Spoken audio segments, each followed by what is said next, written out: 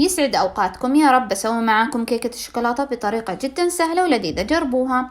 أول شيء أضفت 3 حبات بيض، وكوب إلا ربع زيت وفانيليا، وكوب ونص سكر، وكوب حليب سائل، ونص كوب كاكاو بودرة، ونخلط.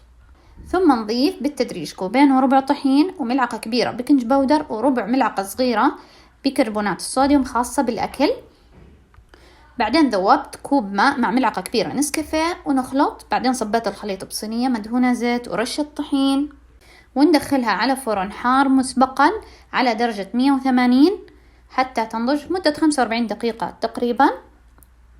والشوكولاتة أضفت هذا النوع لكن الأفضل جلاكسي، ذوبته بالميكرويف، أضفت عليه كوب كريمة خفق، ونحرك ونصبها فوق الكيكة وبالعافية.